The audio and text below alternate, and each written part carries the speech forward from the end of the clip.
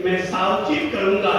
सातों बार अगर सुख में है पर 8वां बार परिवार अगर दुखी है तो सातों परिवार कोई काम के नहीं है। पर अगर 8वां बार परिवार अगर इंसान का सुखी है तो सातों बार अपने आप ही सुखी सुखी सुखी होती ही है।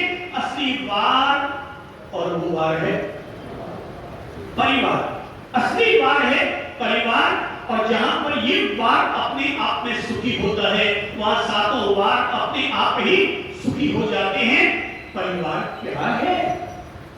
किसी कहे हम परिवार, परिवार कोई कानून नहीं है, परिवार कोई भारत का संविधान नहीं है, परिवार कोई कानून और कायदा नहीं है, बल्कि परिवार एक व्यवस्था का नाम है।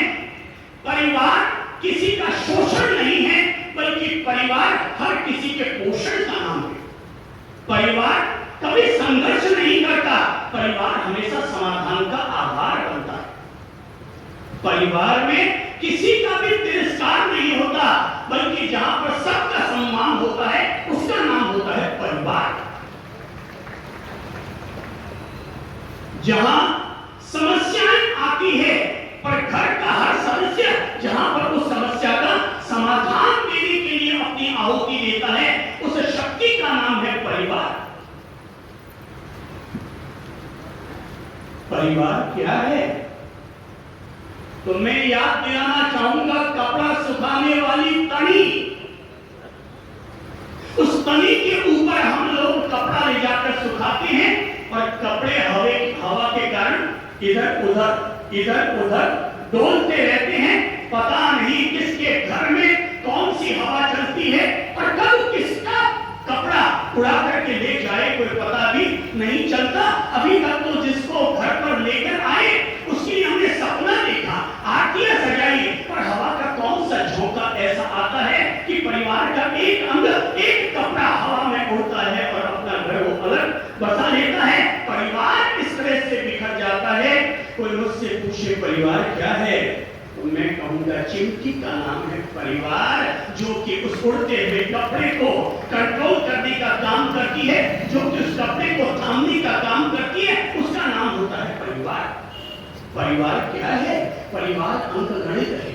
परिवार क्या सब बोल तो अंकगणित है। परिवार क्या है? अंकगणित है। जैसे अंकगणित में प्लस माइनस इंटू भागा 4 भी तो होते हैं, 5वां तो और कोई तरीका नहीं है। मैथमेटिक्स के सारे फॉर्मूले इन्हीं 4 पर ही टिके हैं, प्लस माइनस इंटू भागा। परिवार करता क्या है? परिवार हमारे जीवन में खुशियों को जोड़ता है प्लस। परिवार करता क्या है? प्लस, अर्थात परिवार हमारे जीवन में खुशियों को जोड़ता है। माइनस, अर्थात परिवार हमारे जीवन में उठने वाले दुखों को घटाता है। माइनस, परिवार हमारे लिए क्रॉस। इंटू है, अर्थात परिवार हमारे लिए गुणा है, वो हमारे जीवन में खुशियों को और 4 गुना बढ़ाने का काम करता है। परिवार हमारे जीवन में आने वाले दुखों को घटाता है। इसलिए परिवार क्या है? वो भागा भी है, वो इंटू भी है, वो माइनस भी है, वो क्या है? प्लस है। ये तो सारे लोग ही जानते हैं कि 1 + 1 होता है, 1 - 1 0 होता है, 1 × 1 होता है, 1 भागा 0 होता है। सब लोग जानते हैं इसे। लेकिन आज समझने की बात यह है, अगर परिवार 7 बार तक जुड़ोगे तो 1 + 1 होगा, पर परिवार का 8वां बार अगर महत्व दे दिया तो 1 + 1 नहीं होगा। 1 + 1 क्या होगा? 11 होगा, 11 होगा। जो इंसान के एक को एक जोड़कर 2 न बनाए, बल्कि इंसान के एक और एक को जोड़कर 11 बना दे, उसका नाम होता है। आखिर वो क्या वजह है कि एक संत अपनी ओर से लोगों को परिवार को ठीक करने के लिए प्रेरित कर रहा है? मुझे लगता है परिवार संसार की सबसे छोटी इकाई है। परिवार परिवार परिवार परिवार अगर आपस में सब एक एक करके ठीक हो रहे हैं तो केवल परिवार ठीक नहीं हो रहा है, बल्कि पूरा भारत ठीक हो रहा है। भारत भारत भारत केवल भारत ठीक नहीं हो रहा है, बल्कि पूरी दुनिया ठीक हो रही है। इसलिए पूरी दुनिया को अगर ठीक करना है तो हमें सबसे छोटी इकाई पर काम करना पड़ेगा, और वो है परिवार। अगर कोई आदमी बीमार है तो सारी बॉडी को चेक करने की जरूरत नहीं है, केवल नब्ज पकड़ लो, अपने आप ही सारी बीमारी पकड़ में आनी शुरू हो जाएगी। तो परिवार क्या है? हर आदमी की नब्ज है। अगर हमने उसको पकड़ लिया तो मानकर चलना हमने हमारे समाज पर और देश पर काम करना शुरू कर दिया है। हमारा प्रवास मुंबई में था। पूछो तो इनके घर की जब कहानी सुनो तो हर महिला की आंख से 4 आंसू टपक पड़ते हैं। चाहे वो बड़े हो या छोटे हो, हर आदमी अंदर में पिस रहा है, हर आदमी अंदर से दुखी हो रहा है, और हर आदमी कहता है साहब हम क्या बताएं, हमारे पास कोई समाधान नहीं बच पाया है। पहले लोग भी घरों में रहते थे, आज भी लोग घरों में रहते हैं। पहले छोटे घर मकान होते थे, परिवार बड़ा होता था, फिर भी निभ जाती थी। पहले मकान बड़े होते थे। भाई साहब, मैं मेरे मकान जिस घर में मेरा जन्म हुआ है, मैं अगर उस मकान को याद करूं तो मैं कहूंगा मकान छोटे होते थे और परिवार पूरा बड़ा होता था, फिर भी निभ जाती थी। मुझे याद नहीं है कि जिस घर में मेरा जन्म हुआ उस घर के किसी भी सदस्य ने, जिनमें एक एक की उम्र 70-70 साल की, 75 साल की, 40 साल की हो गई होंगी, पर उनमें से किसी को ये कहने की हिम्मत हुई होती जिंदगी में कि मैं अपना घर अलग बसाता हूं। वे घर छोटे होते थे, फिर भी आपस में निभते थे। अब हमारे घर सबके बड़े हो गए, फिर भी निभ नहीं पा रही है, क्योंकि सब लोगों के दिल अंदर से छोटे हो गए, सोच लोगों की छोटी हो गई। पहले कभी धृतराष्ट्र थे, वो तो चक्षुहीन थे, और हम चक्षु वाले होकर के भी धृतराष्ट्र बन चुके हैं। और हम लोग ममता में न जाने कौन से ऐसे अंधे धृतराष्ट्र बन रहे हैं कि हम लोग सोच ही नहीं पा रहे कि हमें अपने घर और परिवार के लिए क्या करना चाहिए। हमें समाधान, हम केवल ये सोच रहे हैं केवल पढ़ाओ, केवल पढ़ाओ, केवल पढ़ाओ। अरे पढ़ पढ़ करके तो बच्चों ने तो हम लोगों ने इस स्थिति को पहुंचा दिया है कि तुम्हारे घर टूट गए, बिखर गए। रोजगार पाने के चक्कर में हम सब लोग आपस में बिखर गए हैं। न तू मेरा है और न मैं तेरा।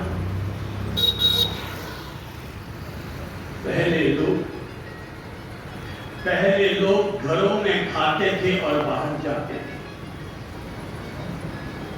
पहले लोग क्या करते थे? घरों में खाते थे और बाहर जाते थे। अब क्या जमाना आया है बोलो? अब क्या हो रहा है? अब आप लोग बोल रहे हैं, अब मुझे आगे की लाइन बोलने की जरूरत ही नहीं बच पाई है। पहले लोग घरों में खाते थे और बाहर जाते थे, अब लोग बाहर खाते हैं और घर में आकर के जाते हैं। पहले घर में अगर शादी होती थी तो घर की औरतें खाना बनाती थी और किराए की औरतें घर के बाहर आकर के नाचा करती थी।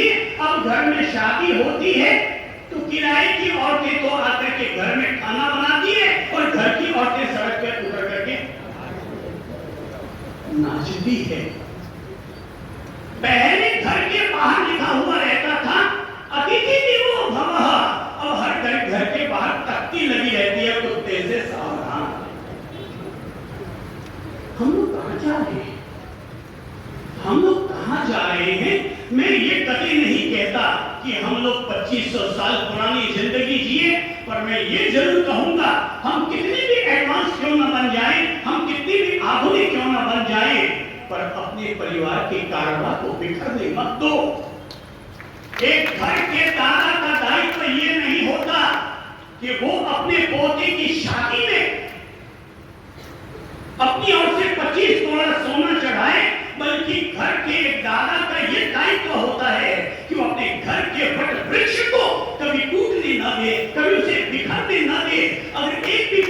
डाली टूट गई तो सारी डालियां प्रभावित होंगी। घर का एक हिस्सा जब टूटता है तो सारा घर अपने आप में प्रभावित होता है।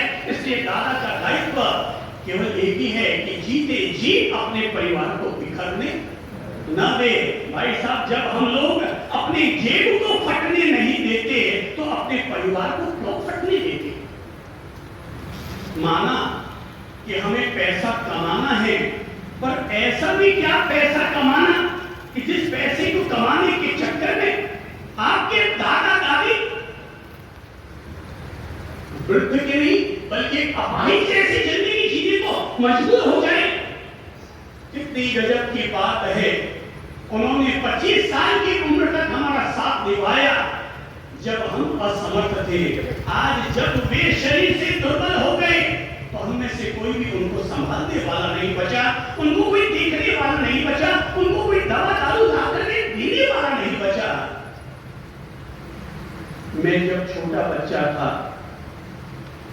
तो मुझे याद है रोज मम्मी जी के पांव दबाता था, रोज पापा जी के पांव दबाता था, अपने बाबा साहब के पांव दबाता था, दादा साहब दादी साहब के पांव दबाने के बाद हम सब बच्चे सोने के लिए जाते थे।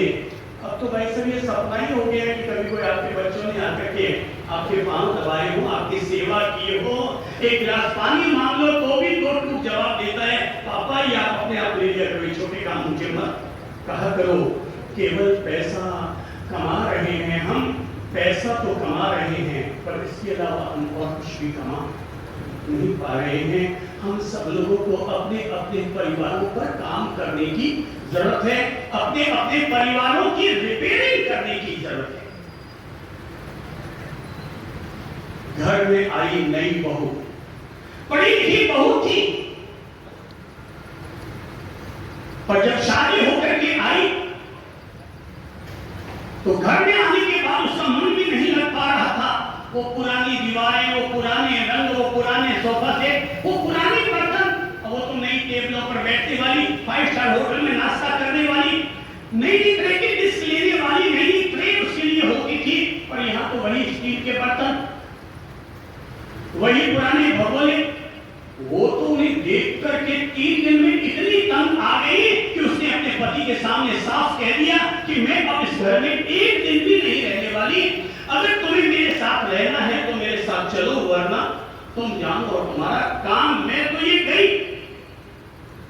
पति का काम ही तेरा माथा खराब हुआ है। हम लोग पूरा एक संयुक्त परिवार है, हमारे घर में पूरे 40 लोग रहते हैं और आज तक हमारे पापा ने और हमारे बड़े पापा ने भी कभी अलग होने की नहीं सोची और उन्होंने आज तक कभी कोई शिकायत नहीं की और यही कहा था कि जिसको जो बदलना है बदल लेना। जब तक दादाजी हैं अपने घर में जिसमें उनको खुशी हो अपना लोग वैसा ही कर लेते। जब वो ऊपर चले जाएंगे उनको अपनी पुरानी चीजों से मोह है तो जैसा वो चाहते हैं अपन जी लो। उनके जाने के बाद जिसको जैसा ठीक लगे वैसा मन पसंद काम करवा लेना। बात ननद तक भी पहुंची, सास तक भी पहुंची, पापा तक भी पहुंची। सब लोग हल्के बके लगे अब करे क्या। बहू को समझाने की कोशिश की मगर वो मानने को तैयार नहीं। उसने तो अपने सूटकेस तैयार किए, बैडिंग तैयार किया और ये रवाना। पति ने ये सोचकर कि ये जा रही है, इतने बड़े बड़े इसने सूटकेस बांध लिए हैं तो हेल्प करने के लिए सूटकेस लेकर के नीचे आने लगा तो सामने दादाजी के बड़े फायदे होते हैं। जिनके घर में दादाजी होते हैं उनके घर की चौकीदारी फोकट में हो जाती है, उन्हें नया चौकीदार रखने की जरूरत नहीं पड़ती है। जिनके घर में दादाजी होते हैं उनके घर में मर्यादाएं जरूर रहती हैं। जिनके घर में दादाजी होते हैं उनके घर में कोई भी बाहर से आने वाला व्यक्ति 10 बार सोचता है अरे आदमी तो क्या कुत्ता भी अंदर नहीं घुस सकता, वो डंडा लेकर के बाहर में। दादाजी चौकीदारी करने के लिए बैठे रहते हैं। माना घर का कोई भी दादा आपको कमा कर तो नहीं दे सकता, पर दादाजी उस वट वृक्ष की तरह होते हैं, उस वृक्ष की तरह होते हैं जो फल भले ही ना दे मगर अपने अनुभव की शीतल शायद तो हम लोगों को जरूर दिया ही करते हैं। अपनी दुआओं की दौलत तो भी हम लोगों को जरूर दिया करते हैं। दादाजी ने जैसे ही देखा कि सूटकेस से नीचे उतर रही है, क्या बात है बेटा, कौन जा रहा है बेटा, कहाँ जा रहा है बच्चों, तुम लोग कहाँ जा रहे हो। अब बोले कौन, दादाजी के सामने। पहले जब